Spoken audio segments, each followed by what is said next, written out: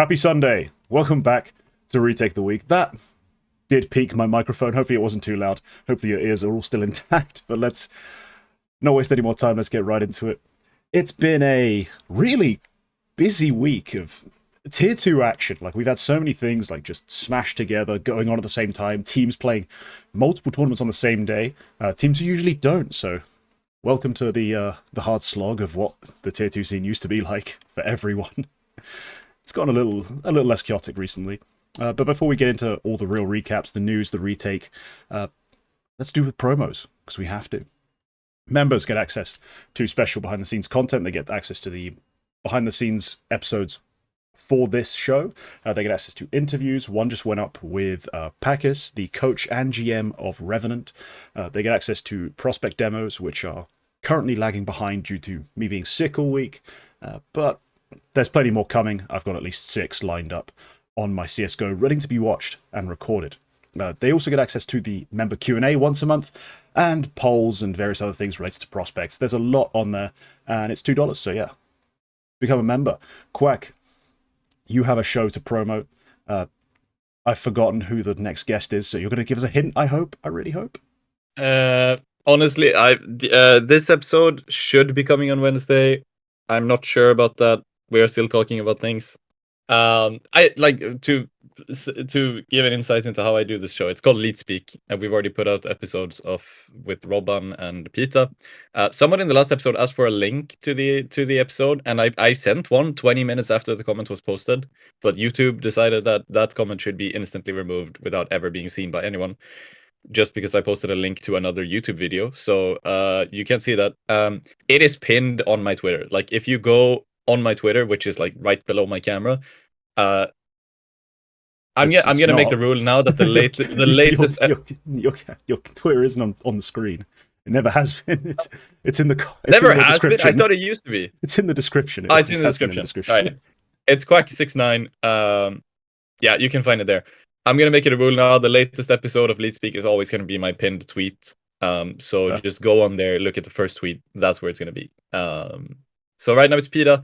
Next one, sometime next week is what I'm gonna say. Probably Wednesday. It's not one of those big names. Like, it's not one of the big names that you're gonna know about. But I think it's still gonna be an interesting chat. So yeah, but just to give an insight to how we record it, I have a bunch of them on my hard drive right now. We're just pacing the release of it to the way that we feel is appropriate. So it could be that, like, later today someone decides we're actually going to post this other one instead. Someone being, well, me and my co-host and some of the people in Elite Clan Management. So we're just going to see. I think it's going to be someone. Come on, man. Yeah. Like, the reason I'm always asking for hints and always pestering him is because there's one that I'm really looking forward to listening to. Yeah. And I keep thinking it's the third one, and then you keep telling me no, the third one's going to be some other person, and I've forgotten who that person's supposed to be. I think no matter what happens, the next one is going to be a Danish person. That's a hint for you. Danish, no matter what. Well, I'm actually hinting about several people there. Yeah. I hate that you said that, because I know what I know. That doesn't help me. God damn it. Right. Before you get on my tits anymore, let's move on to our first topic, which caused some controversy. I mean, it's been causing controversy for a little while now, in between the initial conversations when this stuff came up, and now that it's been fixed, somehow still controversial, just because of some other things that happened. But it's the removal of essentially binds in Counter-Strike. You cannot have one key perform multiple actions, essentially, is the idea, or give you any external assistance or input is sort of what they've gone for. So SnapTap gone, but also in that same instance, jump binds gone. Null binds have always been, they've been a thing in Counter-Strike, haven't they? Like, you've been able to use those, you can't anymore. Yeah, a bunch of stuff's been removed. I mean, SnapTap for me is good riddance, because human error on counter-strafing is a thing. You shouldn't just be able to overwrite that with your special magic keyboards. And then the jump binds one, I think that's where the new controversy, I think, started cropping up. That's where people started getting pressed again, because yeah, some people are very addicted to their binds. They can't throw a proper jump throw smoke without it, and for some reason feel like they need it. But we just had this conversation briefly before we went live. Like, this isn't CS:GO. Like CS:GO, jump throw binds were essentially just needed. You couldn't throw perfect smokes without them. It was a feature of the engine on Source 1. You just couldn't do jump throw binds consistently. They've literally implemented a really generous window within which you can throw perfect jump throws. So I don't see it as a necessity by any metric in CS2. Like, can you find any justification other than like it's laziness or quality of life, as some people like to put it? Like, what's the big idea? So some people. So first of all, you can still have multiple actions on the same key. It's just not movement related. Like every Oh, okay, movement related good. thing can now no longer be on the same key. So that includes all of the movement, jump. I think maybe also like attack, like the firing key thing stuff. All of that is also gone. I mean, if you wanted to have a key which changed the size of your crosshair or something, then I think that's still possible to have. But yeah, the so the that's what they've done. It is disabled on Valve servers. Crucially, there is a cheat protected command in console which you can, like a convar, which you can use to re-enable these multiple binds, like jump binds and stuff, on non-Valve servers. So I actually haven't seen if there's any verdict on this from the tournament organizers or Faceit or even the major circuit. Like pro players might be unaffected by this. Maybe. I don't know. But yeah, it's not at all a big deal. So first of all, stop crying because this is CS2. For 1 year, there has been a way for absolutely anyone without any bind or anything to throw a perfect jump through smoke. That has always been the case. That has been the case since CS2 released. And I unbound my jump throw key immediately when this dropped. I was like, oh nice, I have another key which I can use for something else now. And I know some other players did as well. Some people just kept using it because that was still valid. Like you could still use that and have jump throws every time and just not change your muscle memory, I guess. Which is what people are saying. They're saying that now we're forced to change our muscle memory. Yeah, but also holy shit, like it's a video game. Like when have video games not changed over time? Like of course you have to change stuff up at some time. If you think it is a genuine difficulty for you to change your muscle memory or the way you play the game, esports aren't for you because this is what esports is. Like video games change rapidly over time. So if you want to play professional video games, you have to be ready for this change. That's just the way it is. But yeah, I kind of lost my train of thought with this, but yeah, you don't need a jump line anymore. In CS:GO you did, now you don't. What I do think is kind of weird is why jump throws are implicated in this in the first place, because this was an attempt to ban SnapTap and also like in-game variants of it, the null binds. That was the attempt what Valve wanted to do. They wanted to make it like an insta kick to use those. You're not allowed to use those. I have no idea why jump is even in that conversation, because I think Valve have just taken this as an opportunity to go, finally we can ban all of the binds that we didn't want in the first place. So I'm not even sure why jump would be in this, because jumping had nothing to do with SnapTap or any of that stuff. So I don't know, maybe they're just covering their bases. Like maybe the next Racer feature was going to be, here's a perfect jump throw every time or something like that, and they're just like preventing something for the future. But I think they've just overcorrected because Valve haven't liked jump throws in the past. Not always. So like jump binds. So maybe they're just overcorrecting to be like, we can finally remove this thing that we didn't really like in the first place. I don't know. I just think people are crying about it. People are crying about like, oh, I can't do it the way I've always done it. No, but that's a crutch you gave yourself a year ago. Because a year ago you could have just unlearned this and like make sure that you played the way it was intended. I mean, look, I don't blame anyone for not predicting that the jump throw was going to be removed. But now that it is removed, some people don't have a disadvantage from this. Some people do. If you do, that's on you. Like you could have learned the different way. The different way is easy, arguably easier in my opinion. Like other than having set up a whole alias and stuff, you could literally just jump throw. Like it's in the name. There's other workarounds. Some people went back to the old way of doing it, where you had like spacebar and N and N was like release grenade, like the old way that pros used to do it when jump throws were banned, where you just mash both keys with your thumb at the same time. And then I saw some people saying, but then I have to use 2 hands to do my jump throw, and I need to let go of my mouse. And I was like, Jesus Christ, you are daft. Like, no, you mash it with 1 finger. Like, yeah, it's so many different things. I thought it was jump and remove your finger off left click. It's not hard. There's such a big It's window. not hard. It is. You have 300 milliseconds after you jump, So and big. it doesn't matter. It doesn't matter if you release 1 millisecond after jumping or 299. It doesn't matter. It's the same jump throw either way. It's perfect either way. One thing was actually removed from this. Like, one thing was actually CSGO-esque removed. And it is some pixel perfect lineups for W plus jump throws, where you would throw insta smokes by pressing a key which pressed W and spacebar in the same tick and also released the grenade. So you got like the perfect amount of forward movement to throw a certain smoke from spawn, basically. Some of those are hard to do without such a bind. Yeah. A lot of them you can still do fairly reliably, even just by hand. Like I saw Stiko and Twists, like they did this stuff on Twitter like immediately after the update, and they were like, actually guys, this is not a big deal, you can just do them. So get in a server and start practicing. Like, it's another element of practice basically. But yeah, but some lineups were actually requiring a bind, and those are now gone, which is a bit boohoo. But yeah, yeah. Yeah, not having It's just every weird instant why they smoke were. available is a bit annoying, I get, but for like, it's not that game changing. I think Yeah. one of the most annoying responses I saw to this was, I think it was a Liege was on Snake and Banther, and he was talking about how like, oh, what are people gonna do now? What like, it's gonna reduce the viewer experience if like a round is ruined by a missed like the smoke, and I'm like, that's you're from NA. We know the stereotypes. That's already a thing that happens. And B, Yeah. anytime anyone cocks something up, it has potential. That's just one of the many mechanics of Counter-Strike. Buddy, Yeah. Take. You should have got roasted on the show. Yeah, I don't get why you didn't.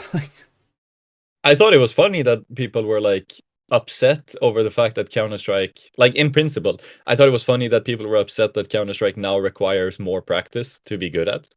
Like, I thought normally I feel like that's what people like. People like having more skill elements, and like it's kind of antithetical to the whole thing with SnapTap. The entire thing with SnapTap was it reduced the skill element of Counter-Strafing. So now we remove that. So there's still another skill element. And then they're upset that there's an even more skill element in jump throwing. Like, it's it's like the entire community just shifted overnight. Like, oh, but this thing we like. Like, this thing is actually useful. Like, yeah, yeah.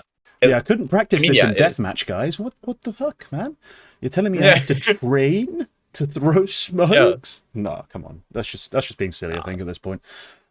Yeah, jump throws are not I hard. do think They're I do good. think I don't think I do think it's a weird decision from Valve. But just to sum it up, No, not really, because stop if you pushing think for about it, they released CS2 on a new engine, and specifically one of their features is you can now do jump throws. You don't need binds. Yeah, so I'm not that Yeah. shocked, honestly, that they came down Yeah. on it.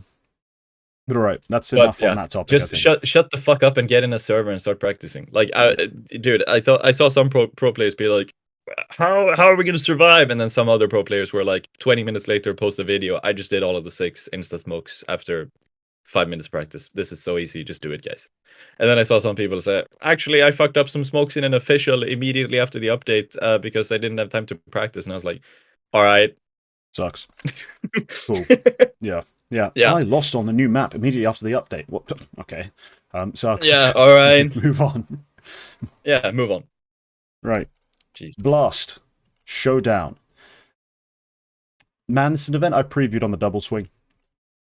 And honestly, it's not gone terribly for me, but it's gone a little bit bad. And let's just recap exactly what's happened.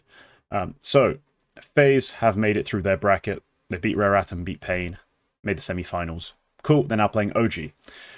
OG, who had to play Heroic and Amcal to get there. And we'll get into the failures in a bit, but I'll just talk about the teams who made it through. So FaZe OG, both my picks. So very happy with that. Other side of the bracket, Falcons are going to be playing Virtus Pro. This is Virtus Pro who beat Zero Tenacity and Big, which is, yeah, fair enough on paper. There's a massive fly now. Okay, cool. On paper, they should be beating those teams easily. Falcons beat M80, then Complexity. So, for them, a run. Let's talk about some of the real upsets. The teams who are missing from this end section. Start with the NIP. NIP Amcal is now become notorious. There are some matchups where you think, man, they've had some historic games, all-time games. Like, think about the old Cloud9, the older like Cloud9 playing like Fnatic in like 2015. They used to have some absolute matchups during their summer run. You think more recently, just some of these top teams in the grand finals, like Na'Vi, Vitality at Cologne, epic. NIP Amcal is the complete opposite of that. It is a rivalry, a series of matches that tries to produce the worst Counter-Strike ever played. And to be fair to them, they're doing a great job. They have played some genuinely horrific matches, and this best of 3 was no exception. 13-3 to Amcal on Inferno, 13-3 to NIP on Ancient.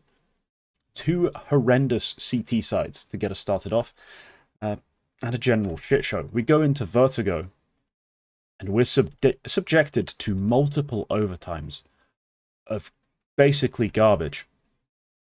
And in no small part thanks to Rez having some miracle rounds, clutching in the late Vertigo rounds. It was ridiculous. So we ended up with a very boring 3-mapper where NIP are sent straight home. And man, does it feel so familiar to see an NIP that's just unable to beat the simplest matchup, the team they should be just taking care of business against. This is no longer the same NIP roster, though. But it's been the case now for years. They just cannot seem to get a consistent level out of any of the rosters they sign. It's becoming quite suspect and very frustrating if you've been following this team, because they just can't get it right. Yep. They're your Swedes still. Yeah, defend this. This Amcal NIP game was up there with the top 5 worst games of all time. And amongst the other ones is NIP Amcal. NIP versus Amcal, yeah, exactly. Fuck, I'm distracted. There's some stuff happening soon. By the time the show comes out, it's probably out. So, but I'm not gonna say what it is. But yeah. Message to me, and I'll see if we can include it. We cannot include it. We cannot include it, but it's gonna happen. It's gonna be big. And it's gonna be cool. You're watching me live, finding out about this. So yeah, I had to do some things there. That game was dog shit. It was the worst. It was the worst thing ever. I mean, the fact when you have Launders and Scrawny like fucking breaking down laughing at some rounds, that's just, what the fuck are you doing? I mean, both teams play like shit. It was a shit game. I think, honestly, no, it wasn't a bad game. Like, the overtime on Vertigo, that was pretty. Hold on. No, okay, it was a bad game. That out loud. It was a bad game because everybody played poorly. It was a good game because holy fuck, that fucking overtime comeback from 12-15 to 15-15 by NIP, that was kind of crazy. What the fuck?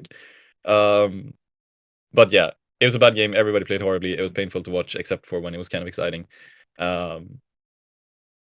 It's just another game of who's trying to lose more. Like, not to say they were fixing, but that's what it felt like. Like, it felt like nobody here was playing to win. Everybody was playing to lose. So yeah, let's see. I don't have a lot to say about this game. Fuck, it was horrible. Rest played good. Yeah. Wrinkle couldn't hit shit. Like, Wrinkle was in like 6 1v1s and he lost all of them on just one map. Like, it was some of the worst shit I've ever seen. Like, he still got some frags. Like, he still played a decent game, but holy fuck, like, put this guy in a 1v1, he's gonna lose every time, apparently, on Vertigo in this game. Yeah. And then Rest had that crazy 1v3, which actually kind of made me have some hope, but no, we're out. Yeah, I kind of stopped caring about Showdown after that. The Medisport game was always going to be a loss, and I mean, I didn't even watch Gamer Legion. Although I think they probably should have beat Big, or could have beat Big. When you watched it, not really. Yeah, they've struggled with the Big matchup. They just couldn't take care of business on Dust 2 at all. Like, no T side to really muster.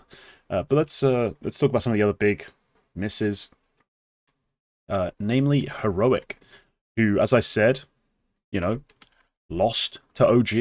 An OG side who then went on to beat Amcal. So, I mean, there's worse things to happen, but if you're talking as like someone who's trying to root for Heroic, these are close games. Yeah. We didn't get anything out of Dexter, so despite that, we still made it close. Like, positives, guys, positives. In reality, it's just a bit depressing. You lost to an OG who are rebuilding around youth, who've just signed a 17-year-old IGL. It's a pretty bad display, honestly. You should have been able to outclass them, just entirely outclass them. So I'd be worried as a Heroic supporter. They still have some events coming up, right? Like, this isn't like a big deal for them to just lose out on Blast. It's a big deal in general, but it's not like the end of their season. They're still playing. They still got an invite direct to the Bet Boom Dacha main stage. They're still playing Pro League. They're going to be in the RMR. They're in the close qualifier for IM Rio. There's a lot of opportunities for Sword to make a season, but for Heroic to make a season. But it's just really rough for them to lose this, because this should have been, a walk in the park for the quality of player they have. Unfortunately, here we are. Yep. The Dexter of this all, I think, is the issue. Like 26 and whatever. Like, he was horrible. Yeah, because I think this Heroic roster was supposed to be so good. It's honestly been pretty good for the most part. It's just Dexter has never been here. And yeah, I mean, everybody else is playing well. Nerds is playing really well. Shush is playing amazing, honestly, considering the player he is and like where Shush should be on a team performing like this. He's way outperforming that. So yeah. I mean, change is incoming. I can't really say much more. I think this team. I think Dexter has a very limited shelf life on this team. Yeah. That's it's going to be difficult to convince them to get rid of him, I think. But just in terms of who do we bring in that's going to be a guaranteed better AWPer. But it's getting rough, I think. The time that they have left, they need to really make the most of. I think is the way to put it. Like, apparently, before any changes actually come through, they need to make the most of these opportunities, and I think they can. But they've re-signed Shush, they've re-signed Tessers, they're committed to them. I know Nerds has said, I have to be more vocal on this roster than I have to in the past, but I think they can make it work. They just need to adjust and integrate, and this roster should work on paper. The other big loss. Yeah, I'm laughing because I could tell you were distracted when I sent you in DMs what the thing was, which I am distracted by it because it's got a big thing. Like, it's let's move on. We can't talk about it. I mean, I'm trying to move on. I'm trying to move on. It's another thing. It's another thing. Sorry, I'm kind of all over the place. Something's gonna happen. It's gonna happen soon. But yeah, complexity. So yeah, this is a weird one because I like this team. Not this team. That's wrong. I like Elige. And he had a pretty mediocre series. And that basically loses them basically any opportunity to go through. Like, it's horrible. It's awful. I'm very disappointed in the way the team played. I think they need to be making the most of Elige. They still aren't.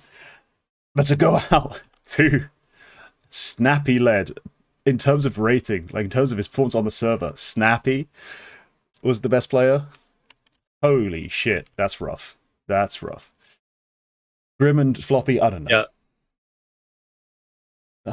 Hold your hats, lads, because it's about to be a roller coaster for you career-wise.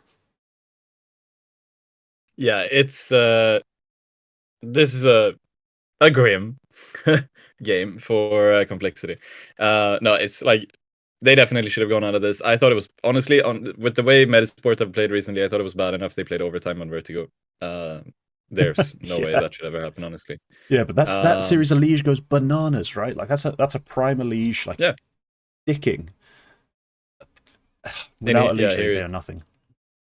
Yeah, they're nothing without Elige. I was a bit,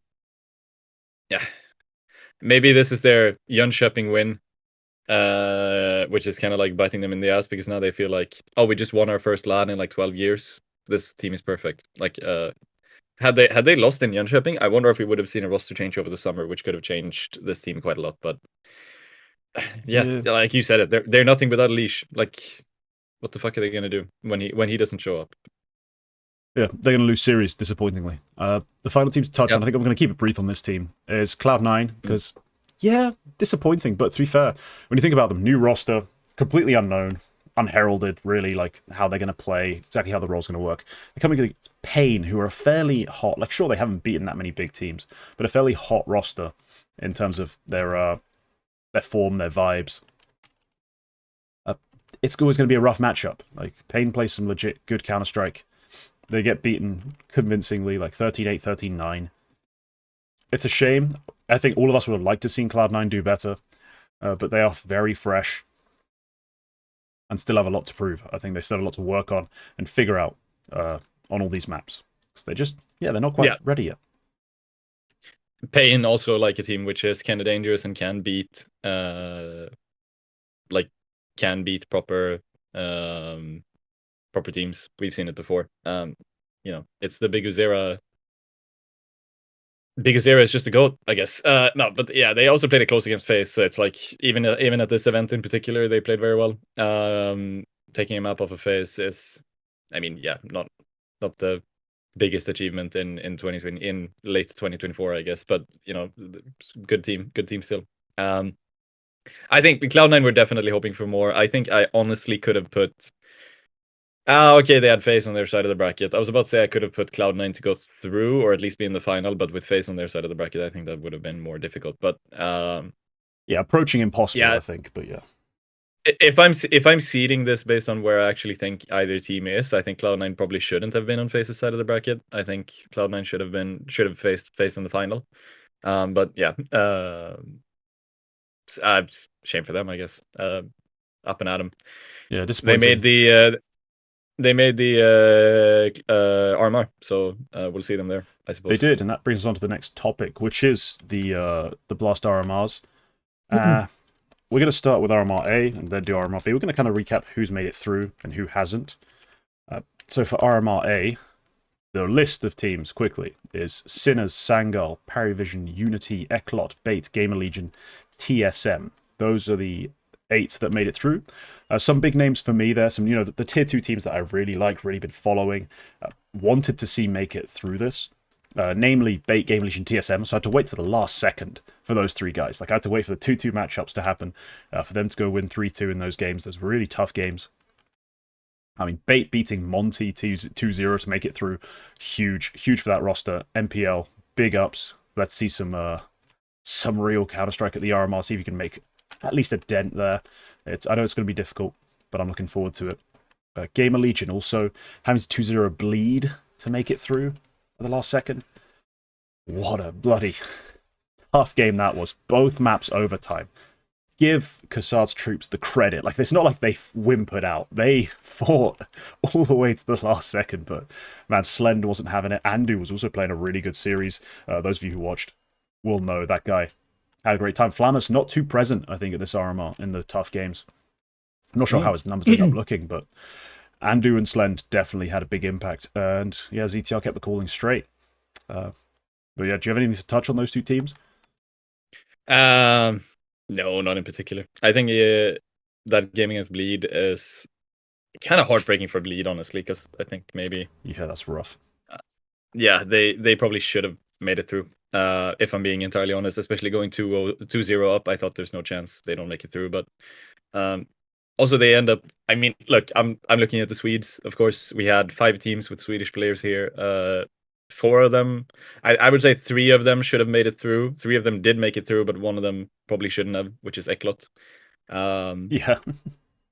They played really well to make it through there, but I mean, yeah, Bleed also they didn't really play that well. I feel like they, in the end, they didn't play good enough to make it through. Like, it's not like they, they lost for some reason that for some unfair reason, which wasn't supposed to happen. They actually just didn't play really a good enough game. Knock wasn't really comfortable. I feel like Nexa was just Nexa, I guess.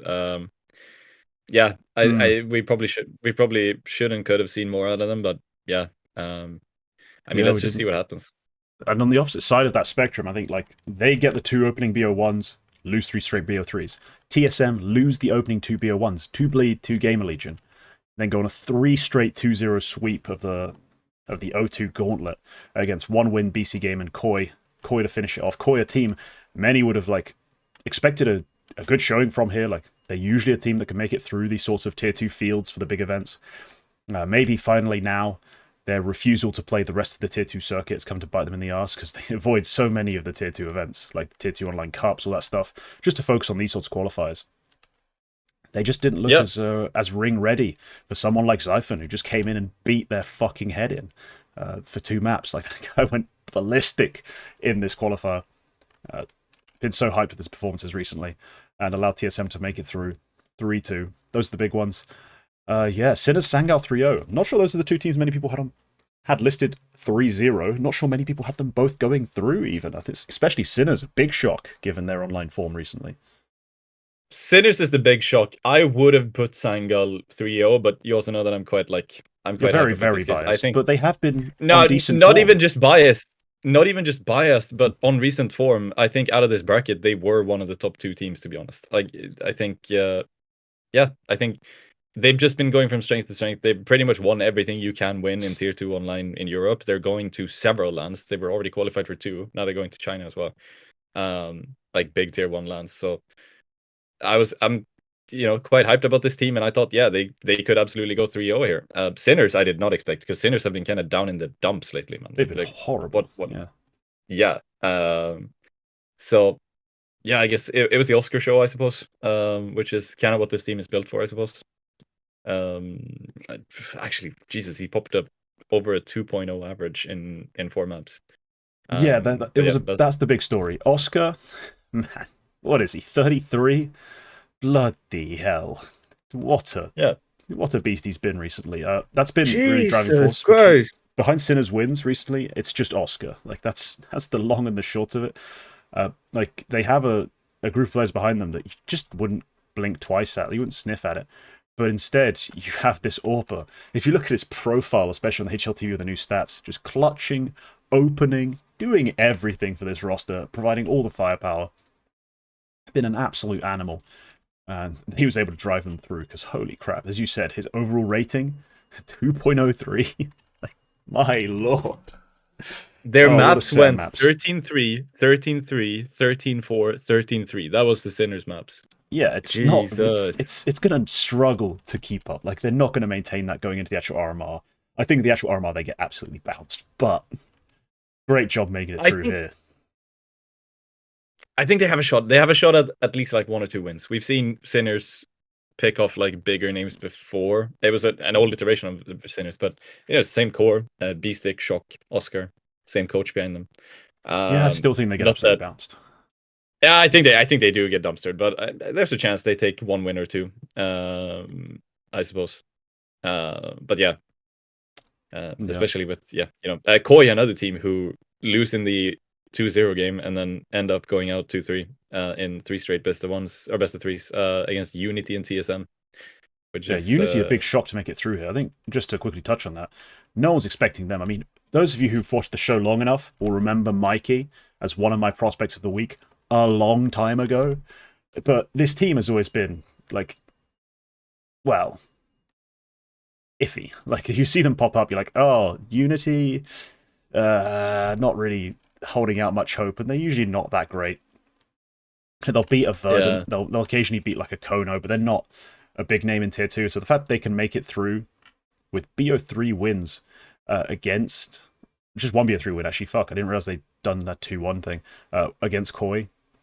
Yeah, maybe they sneak through, but they made it. It's such a choke from Koi. I didn't watch this game, but it's such I'm just checking it now. They won the first map, and then on the second map, they go 9-3 on T-side nuke. Eventually, they start choking, but they're eventually 12-9.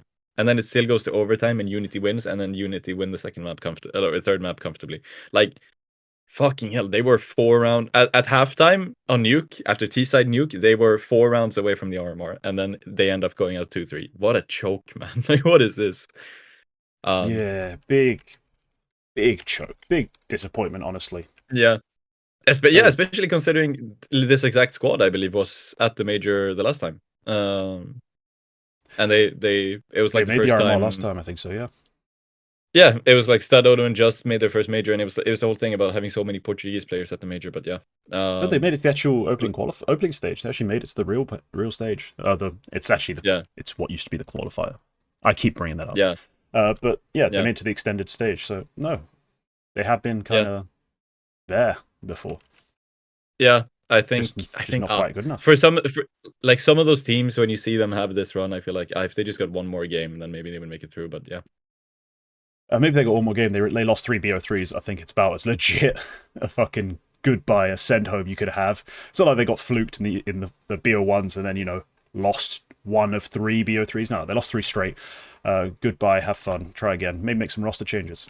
Clearly lacking some firepower right now. Anything else to touch on from RMR A that you think is significant? I think we No? move on. I think we Yeah? move on. All right, RMR B then. RMR B. Yeah. Cloud9 obviously topping the table here, which was a big deal for them, I think. They're currently trying to just get games in, get reps in. But let's talk about the other teams that made it through. So Cloud9 obviously saw another team we know a lot about. 9 Pandas, Passion UA, Big, Nemiga, Rebels, and Sashi. Not as many big hits just overall in this Swiss bracket, this Swiss group. But there are the big teams we generally expect to go through made it through. I don't think there's too many big up. There's a couple. There's one big upset in terms of the teams who didn't go actually past this stage. But some significant names for me personally to make it through include Passion UA. Massive fan of this team. Huge fan. Been following them for a while. Prospect demos have been released for Jacasmo and Jambo. Members, obviously, they've all seen it. It's really fascinating to follow this team. They have an average age of 19 and a half.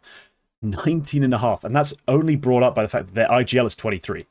Like, their IGL is 23 and their average age is still 19 and a half. What an incredible roster. What an amazing job, I think, most importantly, by Kane being involved in this project, and by Fear, who's come in as the IGL and turned their fortunes around. Like, they were always a little team you'd notice, but when they added this Fear, this IGL, they go from a little threatening to one of Tier 2's most dangerous. Consistently able to win games, make it, at least to playoffs of events, and now they make it through off the back of, just some crazy kids and a dedicated IGL.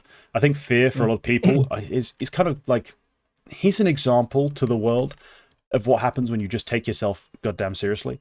Like, he didn't really make it through the Na'Vi academy system. He seemed like a bit of a reject, I think, to us on the outside. Like, couldn't make it through. But he played in both Na'Vi Youth and Na'Vi Junior. He ends up playing like on these pug teams, like the Witchers, and benched Heroes briefly before they, I think, renamed themselves. But he's playing alongside like Smooya, Onkir. I think myself and a lot of others kind of started discounting him. Like, Fear is just being another one of those guys who's just going to be around and like, oh, he's playing with Smooya. Oh, it must be just like some pug team. All along, Fear's been taking himself seriously. He's actually been taking himself seriously. He's got onto this roster with a bunch of talented kids, a coach with pedigree, put in the work, and it's paying off. An example to the rest of the scene. Absolutely balling. So hyped for these kids. Can't wait to see them at the RMR. Everybody who played with him as well before this time also said that he's such a great IGL. He's doing so good. I always thought that was a bit like, of course, man. Like, yeah, everyone says that, but is he actually? Yeah, exactly. It might just be. I think just the tier 2 grind is also like something which is like has been really important for them, because before Fear joined, I think they had something like 18 maps. They didn't do anything. Then Fear joined, and in like 5 or 6 months, they've played 200 maps or something like that, which is kind of insane. Yep. Yeah, just a testament to the grind, and now they're here. They're going to be at the RMR. Honestly, not impossible they make it through, to be honest. Depending on the draw, like depending on who they draw, and like if they can sneak into that like 2-1 result where you have 1 best of 1 loss and 2 wins, that's where it gets properly dangerous, because then you have 2 best of 3s to get through. Yeah. And they can beat better teams. We've seen them beat teams like Fnatic, NIP, etc. Teams that probably are more on the likely side than the unlikely side to make the major through the RMR. So if they end up drawn against either of those teams, like, dude, that could be kind of crazy. But it's Yeah, also like jitters as well. It will definitely be the biggest game of their life. So could also be jitters. Even if there's no crowd at the RMR, it's still bland. And we've seen players like Wrinkle, I remember, huge on bait, even before they made their first RMR. Then they made the RMR, and he was dog shit at the RMR. And then the second yeah. time, he was good. So like I think there is still an element of jitters over there. It's going to be a factor. They are, as I said, so young. Like, remove Fear, replace him with a player who's then from that next group of average. I think they're what, like 18 on average, without Fear. Yeah. It's ridiculously young. So there's going to be a huge job, I think, for Fear himself to, I think, get his nerves in order, because he's not really been at this level. But also for Kane to instill like the calm, keep them focused, keep them confident, because Kane has been here before. Kane has been here before a lot as a coach. When he was coaching Na'Vi, before that he coached Gambit. Man's been through it. He's won a major as a coach, but with veterans. So now he needs to essentially transfer those skills, that expertise, to kids. They're going to have a great hype movie if they make it out the RMR with the old quote, "You can't win anything with kids." Oh, it's going to be so sick. Please someone make that happen if they make it through the RMR. But this is going to be huge for them. Very excited. Another pick, I think, that a lot of people are going to be focused on is 9Pandas. Because they have been kind of in the news with what the fuck happened with their player swap. No one really sure how it's going to work. But if you didn't know this roster, you've been sleeping under a rock. So honestly, they've made it to some other events before.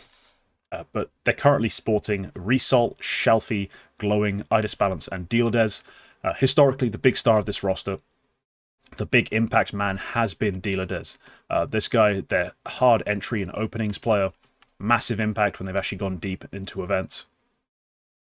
But the real story has been Result. Result was meant to be swapped onto this roster for Clax, which seemed puzzling to everyone on the outside, because Clax for Result? Like, who the hell approved this? Obviously 9Pandas would love it. Result's a beast, especially for the roles he plays.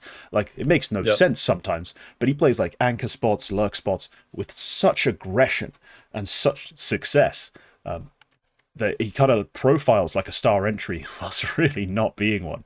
But they added him, and they've been absolutely rolling. I think there's still weaknesses on this roster, of course, but if you are a fan of young up-and-coming players and IGLs, Shelfie has to be on your radar. He is 22? Yeah, 22. He came up through a variety of smaller teams like Unique, Extremum, when Extremum were a CIS team originally, and Forza before, finally coming onto this lot, being their IGL, and he's been great. Like, fragger-wise for an IGL, he's outstanding. Leads this team with great consistency, and hopefully they can make another deep run at this event. I think they've got the players for it. They've got the attitude for it. If you read Result's announcement for this this team as to why he joined, he's here to frag. Use a different F word with 4 letters, but yeah, he's hit a frag harder than he's ever done before. And he showed it at the close quali. Like, holy crap, he put up numbers. And yeah, they stormed their way through. So hyped for this roster. Yeah, for sure. I'd never lot to say. There's an interview out with Result with more details. He did say that quote, which was, kind of cool. Hilarious. Yeah, we're edging into Eternal Shuffle territory at this point, because I also put this here. Last week we talked about this move and we were like, oh, interesting. I wonder why this is happening. Seems kind of weird. And Aurora had said some weird stuff about, like, we want our players to respect whatever. Respect the organization, whatever. I got some more details. Results now talking more about it. It's effectively just about he didn't feel like the Aurora guys were working hard enough. Like, he felt like, I need a team which is more serious about our training. We need to properly work on our, on our hopes of doing well. And like, Aurora could have been so much more. According to him, Aurora could have been so much more if they just worked harder. But that wasn't definitely loads of talent on that roster.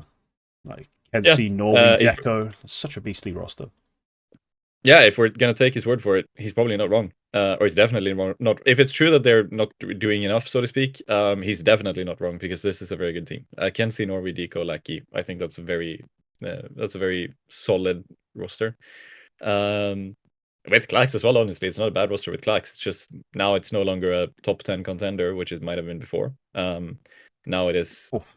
more of um, ah, a dark horse for top 10. I mean, if Saw can make top 10, then so can they, to be honest. Uh, but now that he's on 9 Pandas instead, he's pretty much upgraded all of those players except for one, pretty much. So Yeah, let's. 9 Pandas. It's a crazy lineup with like the one question being, could we do better than Idis Balance on the Orb if we want to like break into top 10, be like a legit team? We're maybe that one move away. But Yeah. if he's going to be a veteran on the roster, he's 27, he has been around the block a little bit, and he can help embed new players, and they just get so much out of their riflers that doesn't matter. Cool. So Yeah. be it. We're hyped. We're here for Dealer Des, Result, and Shalfie, really. They're the three guys we're focusing in on. Go win some matches. So excited. I'm going to let you pick. Is there anyone out of this RMR qualifier B that you want to talk on? Positive or negative? Like, take a pick. Take a shot in the dark. Maybe someone we haven't talked about or would necessarily have picked. Johnny Speeds, they were here. It was like the Yes. big Swedish hope, the only full Swedish team. They were missing Chauzy for some reason. Just overnight, he was not here. And what the team has said is personal reasons. There's some rumors going around. Johnny Speeds themselves haven't actually said anything. Chauzy hasn't said anything. They played with Dex instead. Um, and I don't think he knows anymore. Like from what I heard, he doesn't even know like quite why he's playing. He just knows it's personal reasons why Chelsea's gone. I don't know if he's going to be back. I don't know if this Johnny Speeds team is even going to stick together. Some people have said that like, oh, Chelsea, Chelsea effectively, doesn't show up for the biggest achievement Johnny Speeds have had. I thought they would go through, if I'm going to be entirely honest. I think out of the top 8 teams out of this qualifier, I think they definitely could have beaten a couple of them. So I probably could have seen them go through. That last loss against Rebels, who actually do end up going through, they should never have lost that. Never in a million years. They go up, the final map, they go up 11-5. They choke it to 12-8, then they choke it again, and Rebels win in overtime. Like, they just couldn't win 1v1s at that point. They should never have lost that map. But they did. And yeah. I probably would have put them through ahead of a team like Rebels in this qualifier. With the draw they had as well, I definitely would have had them going past Arc Red in that best of one, but they didn't. Yeah, they had a Maybe fairly comfortable draw. Like aside from Cloud9, that's a winnable set of games. Yeah, because they had a very good seeding. They had one of the top seedings because of Val ranking. And like I can't pin it on Dex. I think Dex did as good a job as he could, but like I mean, he is a very good player. He definitely should have, like, skill-wise, he definitely should have played a lot better than he did. But it's also like, he's coming in pretty much last minute. He doesn't know anything about their protocols or like their tactics. They were literally just at a boot camp with Chauzy in the NIP headquarters like the week before. But they just couldn't really deliver on that. Unfortunate circumstances, whatever it is, which has happened to Chauzy. But I think maybe if Chelsea's here, that's the difference maker. And they, at the very least, I think they make 2-2 at that point. And then we'll see that final game, depending on the draw, it could have been a win, it could have been a loss. Just sad for them. I hope we get some more details soon. Some people are feeling like, oh, so Chelsea, this is like the biggest achievement Johnny Speeds have had since getting together and having like a really good period over the summer, over the year as a whole. And just when they hit like their peak, whether we're going to play the RMR close qualifier, Chelsea isn't here for whatever reason. Some people are feeling like maybe this is the end for Johnny Speeds. I have no idea. At some point, this was going to have, if there wasn't an org coming in, I think at some point there was going to be a disbanding because you got to pay the bills. I'm looking at people like Draken, Spook, Bob XD. They are good enough players to have salaried offers. They probably have gotten offers from several teams who I don't know any details, but I would assume they have gotten offers individually for like teams with a salary, which they declined to play with Johnny Speeds. So if this is the end for the roster, that's sad. That's a really sad way to go. But yeah, that's just what people are saying at the moment. Yeah, disappointing for them. Yeah. Yeah. It's they came in with, again, I've said it before, I did think they were a little fraudulently rated. But it worked out for them. It gave them the seeding they needed, and it gave them winnable matchups. So at least even by their standards, even by like my realistic rating of them, winnable matches. So a big loss for them. Let's talk about the big failure here, I guess, in quotation marks, just because they're a big name. OG end up going 2-3. It's a rough time for them. Like, we just seen them do well at the Blast. But it's for them, it's a very disappointing end to it. They go, what is it? They go like 2-1. Yeah, they lose at opening BO1 to Saw because they've probably not great seeding. Beat Zero to Nasty, beat Rebels in BO1s. Then lose 2-1 to Passion UA. Okay, we just talked them up, we just hyped them. They've had far more time together. They're OG's still not that very old a squad. New IGL. Fair enough, you lose 2-1. They then get 2-0'd by Sashi, and that's just like, that's rough. That is rough as all hell. Very disappointing. Just to get 2-0'd by them, especially. Couldn't get anything done in that series out of Modo, nothing. Prison doesn't have the solution yet. He's still very new with this team. Oop, bloody hell. So, I think they're going to rue this one. They're going to be disappointed, but they're a long-term rebuild at this point. They weren't expecting to go through to this major, get stickers, to have it all figured out magically, hunky-dory now. They've just brought in 2 kids. I mean, Buzz is fairly old, but for a kid. But they're still a very young roster, essentially going through a rebuild.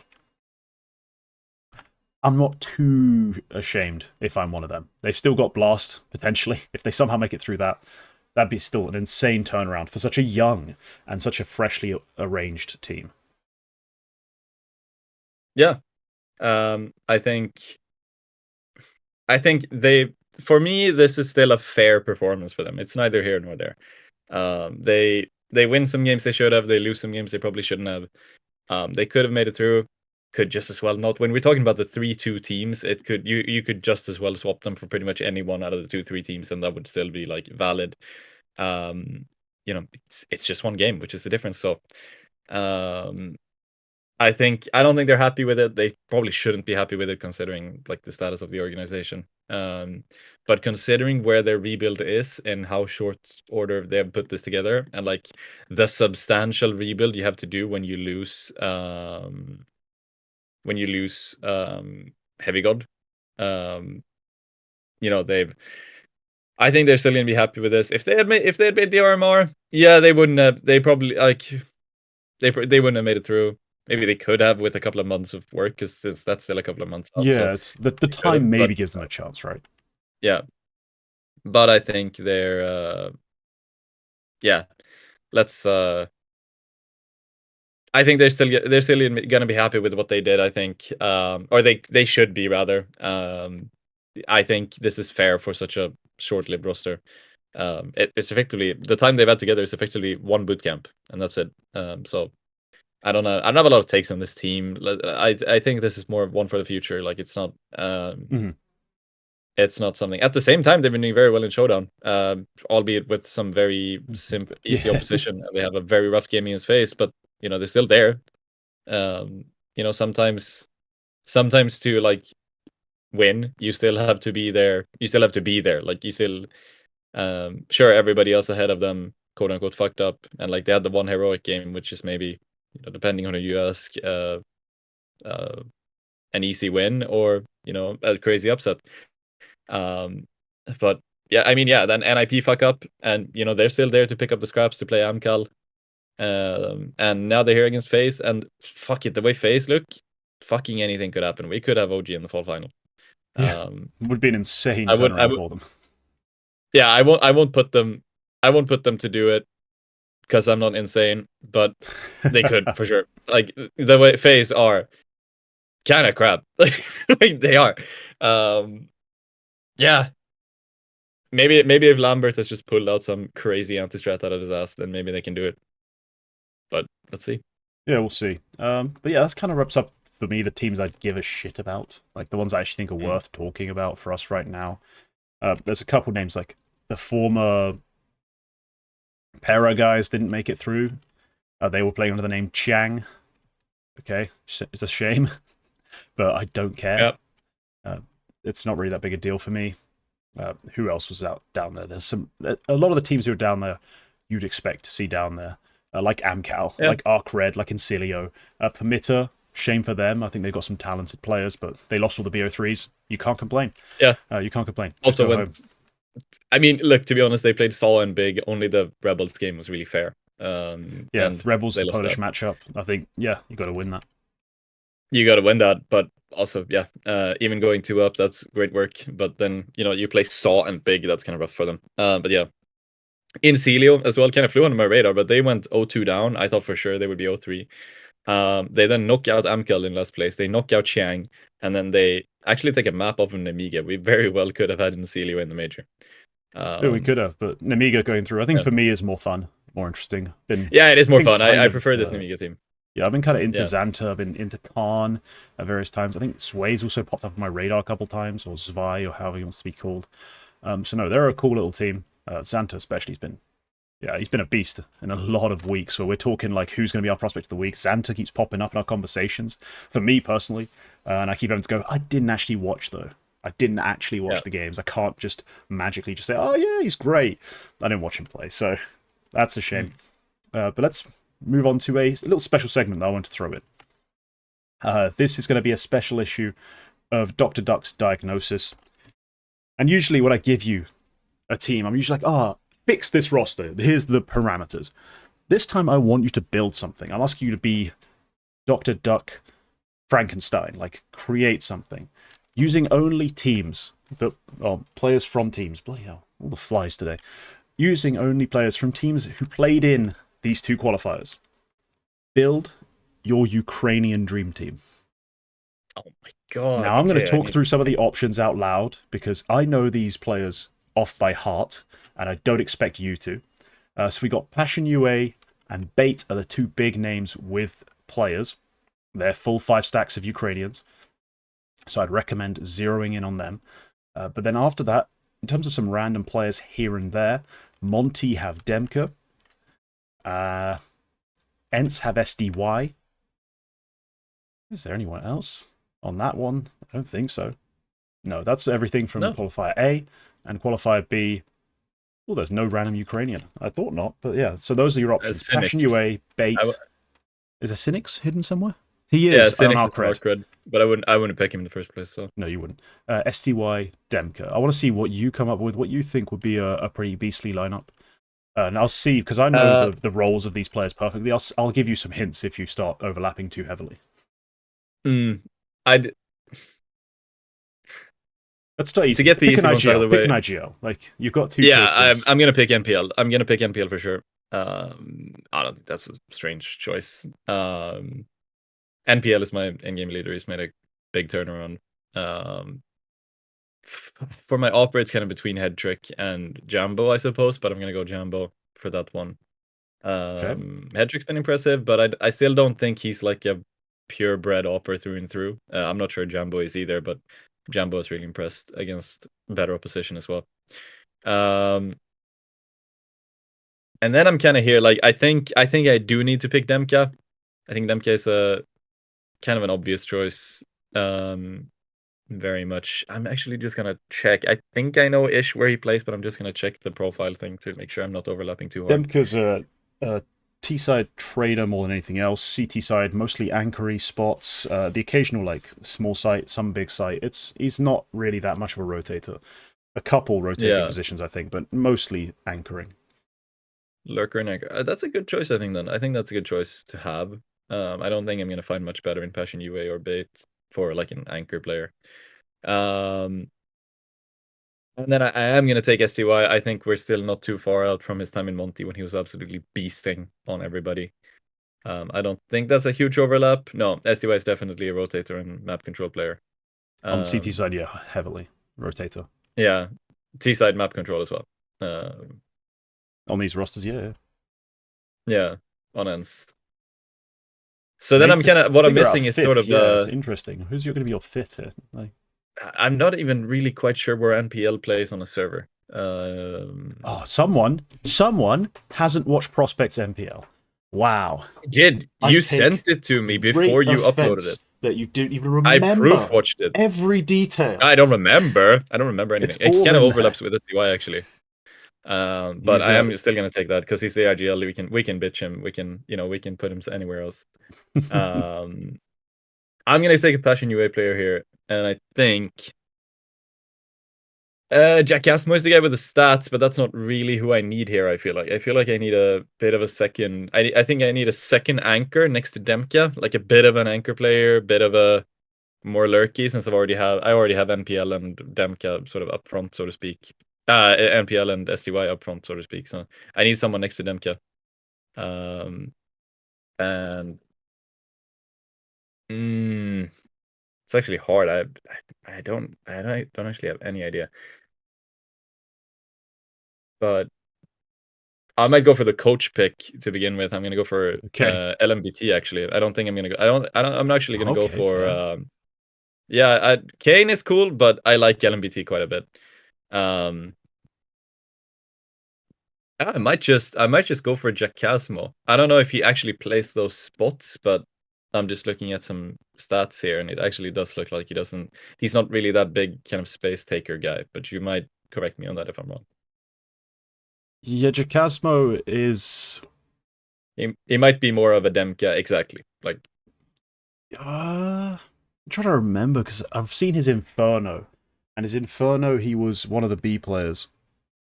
Yeah. Like, that's the one that the viewers have seen. I think it can work, though. I think it can work. He's not too heavily, like, engaging on the openings. He's not really that big. Like, he's played, like, the B rotator spot, if I'm remembering correctly. But kind of, like, that's fine, because that's not actually that heavy of a rotator spot. It's typically more of an anchoring spot, because you end up getting stuck once your B, like, banana fighter's dead. You're the guy who ends up being more of an anchor. So I think you're fine. Yeah, it's kind of a boring answer. I've just gone for the top-rated players, pretty much. Maybe, but it's all right. Jacasmo, NPL, Jambo, Demka, STY with LMBT coach. If I had to throw some notes in there, you know what I'd say? You can have Fear and NPL on the same team. I would have tried to have Fear and NPL on the same team. I think that ends up being your best of both worlds. Fear playing more like bitch roles, but more of the actual like IGL spots that traditionally, whilst NPL does play massive star roles, whilst also being a caller, which was something I questioned almost like on prospects. But given their results, who gives a shit? Do it, mate. go nuts. Yeah. But if I can take some of that burden off him, allow him to be even more like Fragger focused, whilst also having his voice, that'd be so cool. And I think then, Demka's a must-have. SDY, SDY gets removed in that case. No, I think SDY is gone. If I'm taking Fear, and I'm keeping NPL for the star spots, I'm probably cutting SDY, to be honest, because I think he slots into that. Based on the profiling, like where he plays, I think NPL slots pretty well into that. Yeah, but I've seen so much of SDY in every spot on the server. I'd let him stay on the team just because he is, one of the few veteran voices we have available and one of the most established players. So I think that'd have been the idea for me, but no, good job, I think. Let's move on to the Eternal Shuffle. It's been a fairly busy week on the pages of Eternity. My God. It's always annoying when we have a bunch of confusing moves thrown in. But finally, we got those sorted out, so we didn't actually have to have them particularly confused. Let's start with a rumor, though. You can go into the details, but the rumor is that Falcons will be acquiring Nico next year. Dubious origin, maybe, but an interesting leak. Give us the deets. Yeah, KRL made a post, which is effectively all the source for this. KRL said that Falcons are about to sign Nico for 2025. The thing that kind of makes me perk up at this is that KRL, he's kind of unreliable. I think he posts stuff a bit too quickly after he hears it. Like, a lot of the stuff that he's posted has been incorrect in the end because he was kind of quick on the ball, even when other sources then months later confirmed that, actually that was happening. It was just, things changed. And KRL didn't make that clear. So I think the thing that kind of makes me perk up is that here he is explicitly saying Nico was supposed to sign the contract yesterday, but he was gonna wait until today to do it. That's like, if he's putting that level of detail into this, I mean, it's either the end of KRL's reputability as any sort of source for anything, or that's kind of fucking insane. So I'm not saying I fully believe it just yet. I mean, we already know Nico has changed his mind last minute over a transfer to Falcons once before. It's actually one of those, like, if I had a penny for it kind of moments. Yeah, it's weird But that it happened twice. Yeah, that sort of thing. yeah, if it happens, that's an insane transfer for so many reasons. So, um, what do you think? Do you think Falcons become a very, very good team with that? Do you think I they could think that become top 5? they've become amazing. It's it always has to be, you have to play it out. But I think you consider you have Snappy. I assume this is for Dupree, because in my mind that's what makes the most sense. Because I still think Madden is Snappy's soldier. So I have Snappy, Madden, Magisk as like my really solid core, like players who are going to play the right way, play to the IGL's call, play to their strengths, have voices, but also know when to shut the hell up because they've done it, they've been there. I then have Sun Pius on the AWP, who's slowly finding form, like slowly, he's coming back to the player he used to be. Then I have Nico.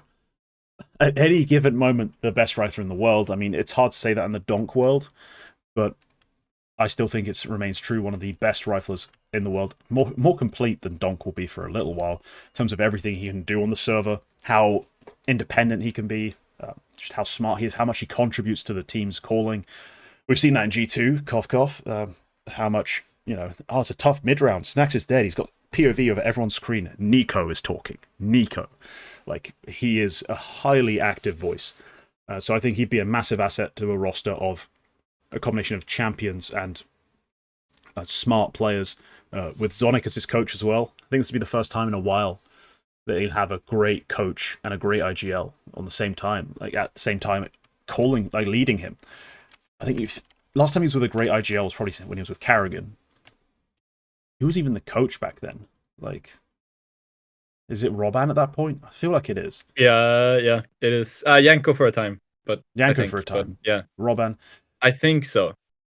Roban, does he qualify as an all-time great coach? He has been our coach for a long time for teams that have won stuff, but like, Zonic is Zonic. Like, he has that legacy. He has that pedigree. Yeah. So Yanko doesn't overlap with Karrigan. So yeah, it is just Roban. Okay, it's just Roban with Karrigan that he had. No, that'll be a crazy, crazy combo. I think Snappy still has it as a caller. He's not as bad of a fragger as he was at the start of CS2. Yeah, I'd be really excited for this. Yeah, I think it could be cool. I'm not too. Yeah, I mean, top 5. Maybe generous to just guarantee that sort of level out of this team because I have. Yeah, I mean, could be. It's gonna be dangerous for sure. Like, it's definitely gonna be one of those teams which can, definitely could punch into there, and I think on a game by game basis could definitely beat absolutely anyone. With the firepower and brain power you're gonna have on this sort of roster, there's no more roster change you can make to upgrade this team. To be honest, after that point, like, I don't think there is. Yeah, there's arguments to be made for the Madden spot, but I think if you have Snappy IGL, having Madden is just a necessity. Like at this point. Yeah, but also like assuming it is Dupree is getting cut. I think it is.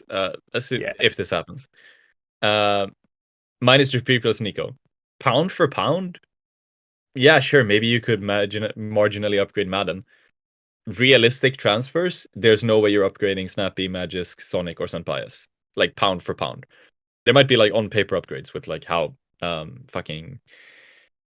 Yeah, you could go get Spinks. You could go get Nerds. Maybe you could get some star rifle power in there, but I just don't think you need it. Like I don't think you need it at all. And like if we're replacing Magisk, yeah, maybe it's like a marginal upgrade to get someone else. But like Magisk is also one of the greats of all time. It's not like that's gonna if this team ends up settling at like top 15, similar level to where they are now, if that's where they end up settling with Nico, there's no upgrade you can make. Like pound for pound, there's no upgrade. Like changing Magisk for someone who is like technically slightly better than one of the greatest anchors of all time. that's not going to move them up into top 3 territory. Like they're yeah, at that point it's like this is the final move. This is the final move, and if Falcons don't win trophies with this, they might just pull out. To be honest, like it's Yeah. Aside from like if they yeah. combine the Nico with Munacy thing, like we've heard before, like upgrading the Orpa to a superstar Orpa, that's maybe it. That's maybe it. Maybe. I think the Opera is the only one where maybe that upgrade makes sense. But I think even then, Sun Pius isn't too far off being able to be not a Monacy, but like a very, very, very good Opera. Like just last year, like he was crazy good on Ents. So I think He's a step below the superstars. That's been the problem. Like he might be. He might be. even last But year, yeah. he was a step below the superstars. But he is, yeah. That's realistically it. And if you're saying like that's the only change you can make to make a team like elite, that's pretty great. That's pretty damn good. I think they do immediately climb into like a top 5 sort of like lurk, like edge top 5 spot with like immediate effect. Yeah. No longer are they You a might be grouped right. team. They're no longer a grouped team. But then it's just a question of getting everything else right. So they can maybe go win a big event. But yeah, no guarantees. Yeah. We talked about this in the pre-show. Where do you think G2 end up with such a change like this? I still think they're sick. Like, obviously, firepower is still massively there. With the loss of Nico, maybe it's bye-bye snacks, but no, we'll talk about it as if no other rosters get made beyond replacing Nico. This roster now is fronted by Malbs MD on the rifle side. They still have Munacy. Hunter is becoming more and more like a veteran, almost supportive piece alongside Snacks. And you bring in a rifle. I'm not sure off the top of my head who they'd go get. If they'd go big, like if they go buy out Yimfat, like that'd be bananas, but it'd be insanely fun, like at that point. Or if they go settle for a more, like in the past, G2 have made a lot of, hey, let's sign a guy who's 30, but we know is sensible. So maybe they do that sort of move again. I'm not sure, but I'd be very excited for the team still. They're probably worse because they still don't have a great IGL. They don't have Nico's voice anymore. But they still have that firepower. And they'd still be a banger team to watch, I think, in terms of highlights.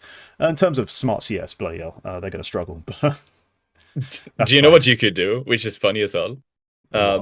Front Malbs up into Nico's positions. Yeah. Snacks is now just JKS, and you bring back Hooksy from the bench. That would be a terrible fucking idea. Funny as fuck. Dude, that's what they're gonna do when they inevitably end up getting nobody to sign. That's what they're gonna do. So it's gonna be the new minus JKS plus Nixa. But no, it's that'd be so awful. A truly out left field move would be like they go sign a liege, but like they're not gonna bring back Hooksy. That would be funny. That would be hilarious. I'm looking through the European ranking now. I think they could probably get something out of they could probably get someone out of Heroic. Maybe they could get Nerds, if you want to get a player like that. Yeah, a move that actually makes sense, because if you're trying to move like Malbs into star roles, is you go get Shush more than anything, or Tessus to be one of your support players. Because you don't need a shit ton more fragging. You have a lot of it. You just need a team that makes sense, and probably an IGL. But that's the reality of it. It's gonna be a buyout for both Tessus and Shush, if we're talking about that. But shout out to a new HLTV feature. If you go on some players' profiles, they can go on Tessus right now. If there is a source for when their contract ends, that is now displayed on their current team. There's a little contract thing you can hover over, and it says when their contract ends with what sort of accuracy, and they even link the source. That's cool. I didn't know that was a thing. Okay. Yeah, it doesn't go for everybody. It only goes for like the tier 1 players where we actually know when their contracts are going to end. But I'm assuming if people start mentioning more about whatever. Anyway, yeah, like K Serato, June 2027. Okay, no, but look, if they're getting rid of, they're losing Nico. I don't see how it's not for a king's ransom. Like there has to be some amount of money coming in. They can probably make a buyout happen for a smaller, like lesser known player.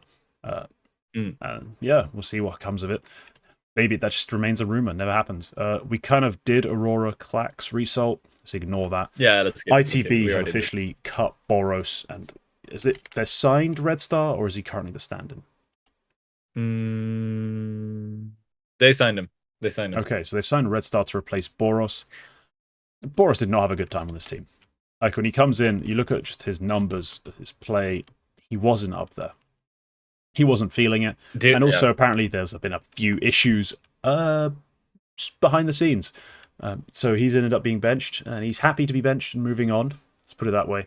And they've brought in a player who's, Red Star's just a guy who seems to pop up on every damn team. I like him. He's good, but I mean, I don't think he has the raw talent of Boros. But if he can actually like do what the team needs of him, good for them. I still don't think much of this team though.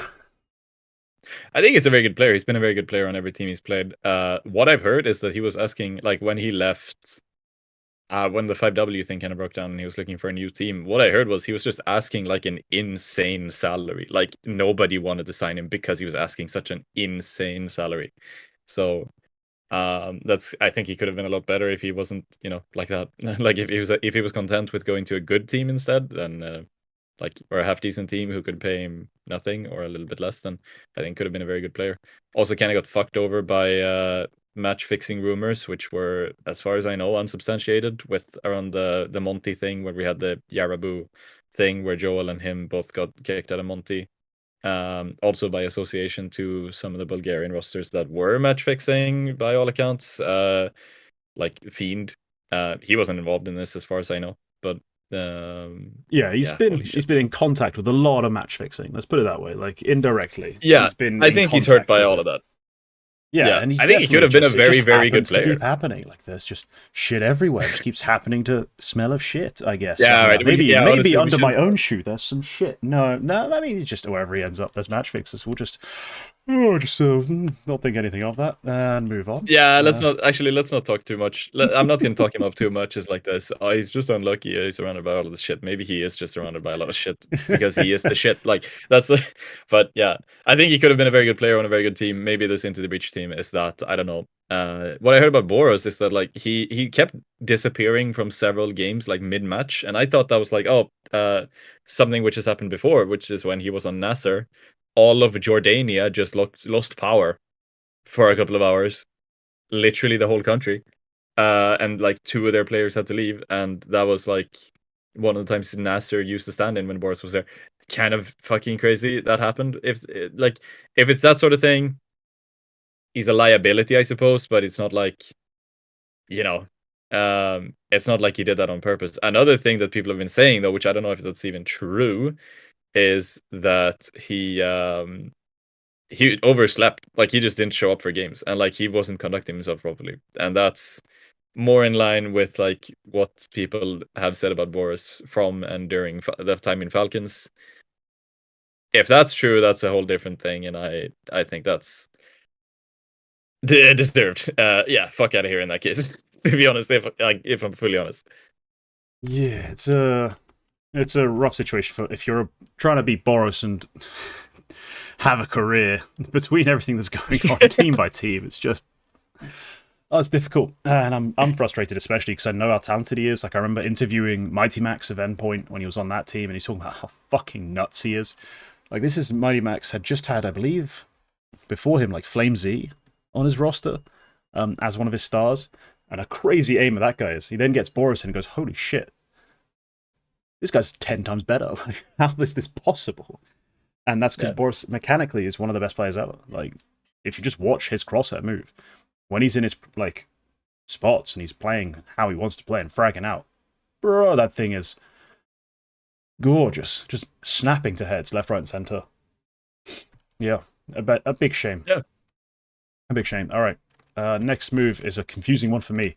Bigger Keeper have cut Kyosa and have signed Letty of formerly of Navi Javelins. Now they've gone international. Which seems to be the trend now in women's CS. Like, hey, the team is really good. Let's just go international and ruin everything. I don't understand this move because Kyosa was fucking phenomenal last season. Like, not just kind of good, amazing last season. She's been benched. I just hope this is a transfer to another team, because I do not see how she has deserved a bench in terms of her level of play. She was fantastic for Bigger Keeper. This makes no sense to me. Maybe you've heard something I haven't. But everything I've watched, she's a beast. I didn't even realize Kiosa was gone until the HLTV short news thing posted about Biggie Keepa plus Letty, and I was like, oh, for who? I don't Yeah. know. Oh, okay, never mind. Temporary adjustment. Until further notice, Letty will be added instead of Kiosa. So it is something. Fuck if I know. Like, Kiosa might be back, I suppose. But yeah. Interesting move. I don't know when the Impact League starts. I think it's literally in days, like, or something. It's Something like very, that. very soon, yeah. I think it's next week. Yeah, it starts 28th. We got the groups for that we can touch on. I know. Actually, no, let's not do that. No, if it's Yeah, not it's not going it's to in. randomly throw that into the Eternal Shuffle, come on. No, starts in 3 days. We'll probably end up Let's see talking what about Letty it on does the then. show, but not right now. Yeah, not right Next now. move, Amcal have added Nota, which is hilarious because the way I find out about it is a like 3-part tweet from Overdrive with different nutty fucking like drama moves just sandwiched in the middle. Nota added to Amcal, like some dumb shit on either side. Nota thrown in. I was like, what the hell's happened here? But yes, Nota has been plucked out of Rush B at 17 years old and is now part of Amcal. On Rush B, he was just the entire time he was on there, but especially in the last 3 months. I don't want to be too hyperbolic, but in terms of the Russian players I follow in the tier 2 space, maybe one of the best. And in terms of potential still left to deliver and level he could hit, probably the most exciting. I think he's played ridiculously well for the last 3 months, especially. Rush B don't really have a great roster, great core, great IG, any of that sort of bollocks. It's very much Nota, smash some heads in. And he does. He really has. Like, he's been so good at it. I think he's going to be a massive addition to this roster. So far, they've played like 4 games. Like, they played the RMR close quali. He was the only one who went positive, really. Just kind of depressing for him. So I think the future's bright for him. Amcal hopefully can get their shit together around him. I hope this doesn't actually just kill his career, though, because I am kind of worried about that. But man, Nota is talented. Should be a beast. Did you see all the stuff about, like, supposedly G2 inquired about him for their academy team? And Rush B said, oh yeah, sure, you can have him. He has a $1 million buyout. There's no way Amcal have gone and paid that to have him, but yeah. No, supposedly they paid $400,000. Which is still a big amount for a random tier 2 orc. Yeah. I honestly think that might be reputable, at least the $400,000 remark. The other one, like, we talk about these as being buyouts, where like if you pay that sum, you get the player. I think this is more like when Real Madrid signed their players on a contract with a $1 billion transfer sum. Like, they don't intend, or Barcelona. I think Lamine Yamal, the 17-year-old or 16-year-old who plays for Barcelona, I think he signed like a 10-year contract with a €1 billion transfer sum, and it's like, no, they never intend on having anyone pay that sum. It is literally just as a statement to say nobody's fucking buying this guy. Like, we have this guy forever. So I think that might just be more of it. What it's like when CIS teams have like $1 million buyouts, $1.5 million. I think it was Flit who had $1.5 million when Navi wanted him in like 2019, 2020. So yeah, I mean, it hinders people's careers, I suppose. I don't know if Nota would have been better off in G2's academy team or an Amcal, but I think he's a better very off good in player. Rush B than I think either of these cases, just based on my fears, but Yeah. It is what it is. Yeah. For the record, he didn't play in that shitty NIP game either. They played with their coach because they made this change after the Blast Showdown roster lock. They were literally playing with Siviat, who some people might remember from the Berlin Major, where he applied to have a sticker in the Berlin Major which said Sukabliet, but like stylized to also say Siviat, and he got that denied for obvious reasons. Obvious reasons. He has not actively played for over 2 years, and he still played this game against NIP. And let's just think about that for a second. And they won. Yeah, Nota is here now. Nota is a very good player.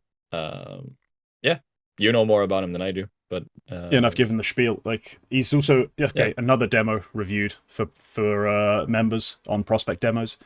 this is going to keep happening. Big names are going to keep popping up. People are going, oh, who is this guy? Members will know. Members will have seen a demo. Members will know. Members will have heard me talk about him extensively. Yeah. Nota was also on the last members poll. There's a bank of these at this point. It's like for people who love. There's about a dozen, but there's more coming. Yeah, for those who like enjoy watching like launders pop up a demo on stream or something, it's kind of that vibe. I feel like. Yeah, because it is unscripted. Me having never seen this game, and I'm just talking. Sometimes when I get bored during around, especially if I'm watching like a lurker, and y'all just sit and hold shit for like 50 seconds, 20 seconds, 30 seconds. I'm gonna get distracted. I'm gonna start talking about the whiskey I'm drinking, why I'm having a tea, like stuff like that. Like it's gonna come up, but like there's also a lot of insight into the actual players, teams. Everything I know basically just gets poured out whilst I'm watching them, and then give the insight of what I'm actually looking for in these players.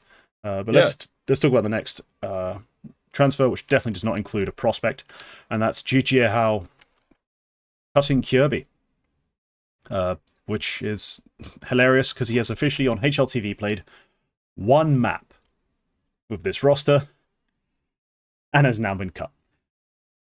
It's just funny. But look, Kirby on this team didn't make much sense. To most of us, I hoped he would be able to like find some sort of new life as an IGL. I genuinely thought that might be an option, especially if he's starting so far down. He's playing Middle Eastern Counter-Strike. Yeah, he's really not been able to deliver. He played one map, lost to Sashi, 13-8. He did shit all in terms of fragging, and that's it. Yep. They've cut him. I mean, they've clearly done a lot of prep. Like, they've already played a bunch of Middle Eastern open qualifiers for stuff. Maybe some non-HLTV maps of there's probably some European scrims thrown in. So they've had more to judge him on than we have. But based on that little amount, it's not pretty. Rest in peace, Kirby's career at this point. It feels hard to see a path through unless he starts way down in the depths of Tier 3, Tier 4 and finds a way to grind back up. Yeah. I don't know if it's... All right, he's taking time off himself. It's not a benching of GG's house account. Right. This entire thing might be the most tragic story out of any transfer in Counter-Strike. And Kirby joined the team as an in-game leader to try to make a dent in the Esports World Cup, because I think he stood in for them in the qualifier, and then he was like, yeah, I might as well join these guys and try to play with them. Literal days before they actually go there. The literal days before they go to the event, his sister unexpectedly passes away from brain cancer. And that's apparently why he's taking time off.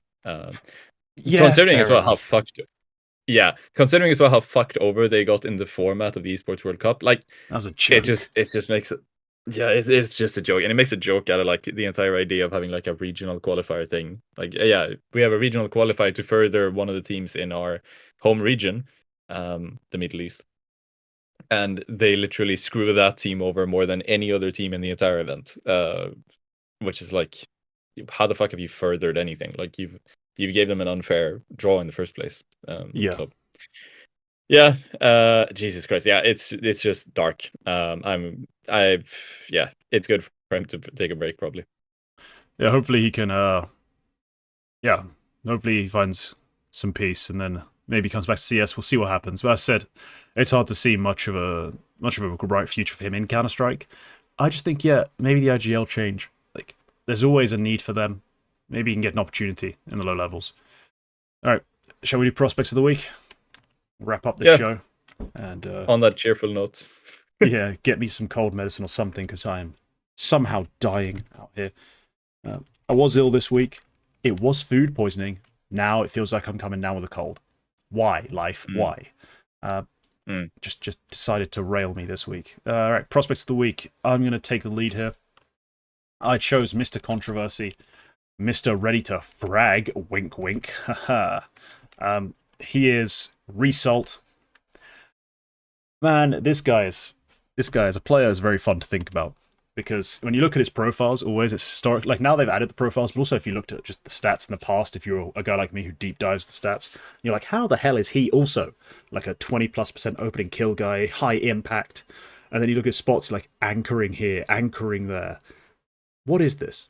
Well, turns out he is very aggressive in the positions he plays, and loves a challenge, loves to take a fight. And more than often than not wins them because he is highly talented. 19 years old, really bright future. I mean, on every team he's played, he's been able to put up numbers, like, no matter how bad his role is. Which is hilarious, considering when he started on VP Prodigy, I do remember this quite clearly. I did not think anything of him. I thought he was okay. Maybe their best rifler, but that's not that big a compliment considering what I thought about the rest of the team. Cheerful, Roofire, like, I thought very little of them. So the fact that he ends up being their best rifler as like a 16, 17-year-old didn't seem that significant. Now, since leaving Prodigy, like towards the end he got better. Joined Fours, Beast, Aurora, even better. So far in 9 Pandas, his best move yet. I'm really excited for this kid. I think he makes this 9 Pandas team really scary and has a great future ahead of him. He is ready for tier 1, so I think it's very interesting that he has picked this 9 Pandas team to play in, and I think that's really interesting if we assume that he gets to stay on this team for half a year. I think that is very interesting with the more open circuit which we have coming up. There is a chance that this transfer alone makes 9 Pandas a tier 1 contender, someone we start seeing in tier 1 events. Maybe what Aurora should have been. Because this guy's insane. He's always been insane. He was insane on Forza. He was insane on Aurora. He was insane. He's going to be insane on 9 Pandas. Like, he is going to. Yeah, he's played 10 maps. He's already at 1.24 rating in those 10 maps. That's what we're basically for this week, essentially. That's this week. Yeah. Yeah, take a look at Electronic, by the way. He has however many maps with Virtus Pro, and he's still not warmed up.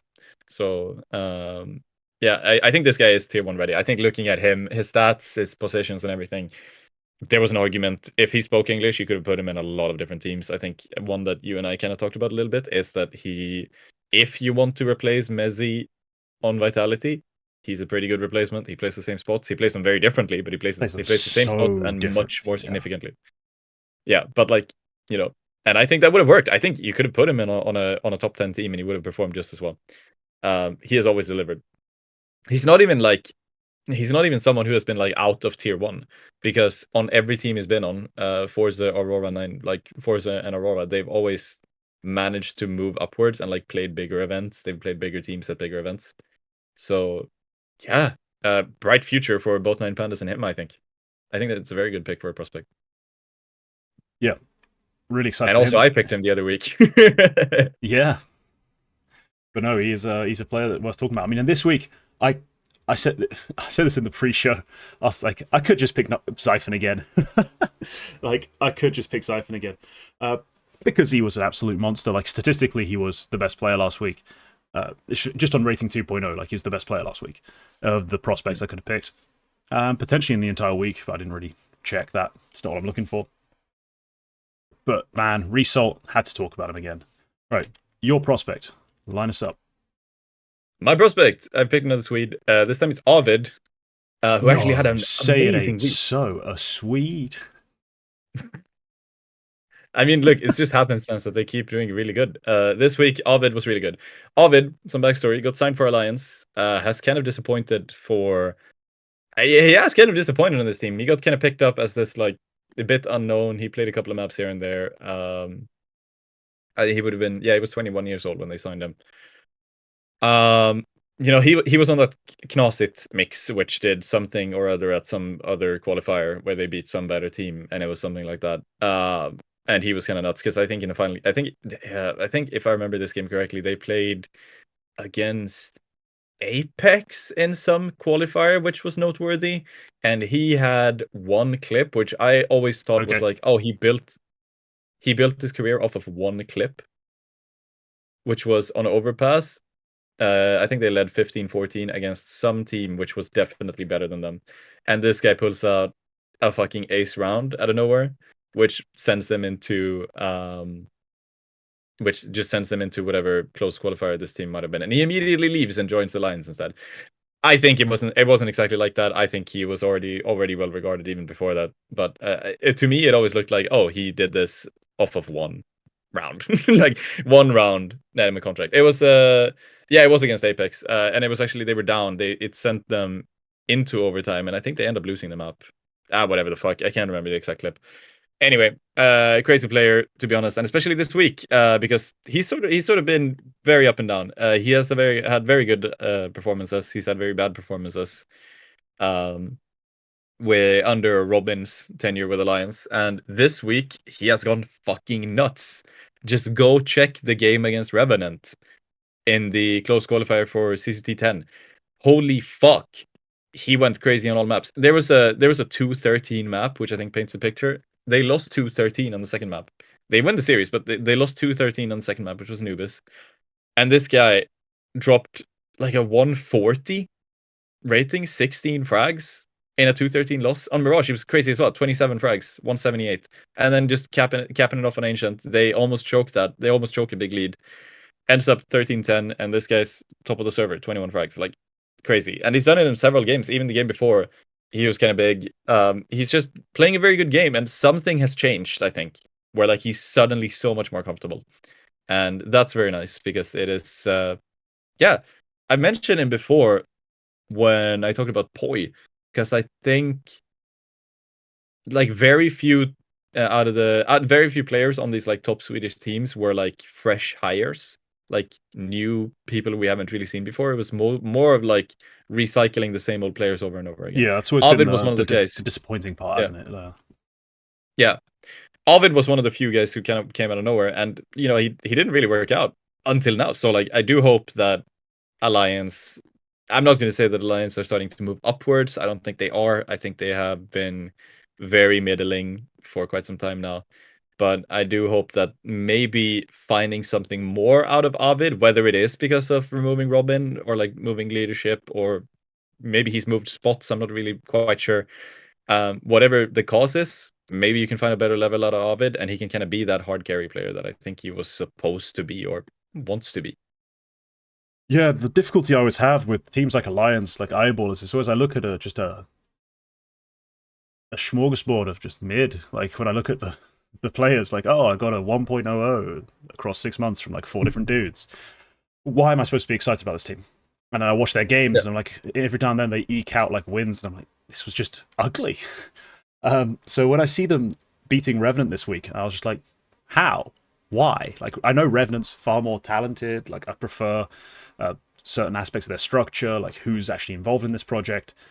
I guess they are down their Rauper right now with Tizian standing in, but still, like, I'm a big fan of the rest of the players. Then I look at the page, and I'm like, what is this? Like, where has this come from, Arvid? Like, who the hell has gone and done this? And like, yeah, I'm familiar with the name, obviously, from you ranting on about them and Alliance, being vaguely present. They're never really that big a deal in proper, like, big tier 2 events, but, they happen to be around. And I don't know, I was just like, I was kind of shocked to see it. So he's probably had his best week of his career, really. So it's a great time to pick him. Falls outside the parameters for my prospect of the week, but I know you like to extend up to 22, so yeah, credit to him. Hopefully he can build on it and, all of a sudden maybe Alliance and a team worth following a little bit. Like, between him, that kid Upa they signed, there's a few more interesting details now to care about rather than just it's a bunch of guys. I think Twist, Shambles. Pleasant, and Bodenmaster is an incredibly interesting core. I think it is it is an interesting core pound for pound. I think they're very good players who should be, playing at a higher level than Alliance have been. I'm just gonna throw a cap maybe on two not of those. maybe not in 2024, but historically they should definitely be better than 118th in the world. Like they definitely right now should. It feels appropriate. Historically, Plus and Twist have had much higher peaks. I have never had a single bit of hope for Bodenmaster, but that's me. Boom. I know he's been one of the darlings of the Swedish scene for a long time. I've never understood why. I don't know. He's a good player and he's a very nice guy. Yeah, very nice guy, I believe. We'll see. And a very good player. He is. Okay. Now that we're done with our minute of He's got a comedy, floor roll. right? Let's wrap the show up. Yeah. Remember, members get access to special things because they're better. Leave a comment telling us why we're wrong about any of our takes. We always appreciate the feedback, and we usually interact a lot. Even Quack doesn't get notifications, somehow beats me to comments sometimes. Yeah, leave a like if you enjoyed, sub if you want to see more. This episode will be on Spotify as well. And yeah, we'll see you in the next one. Goodbye.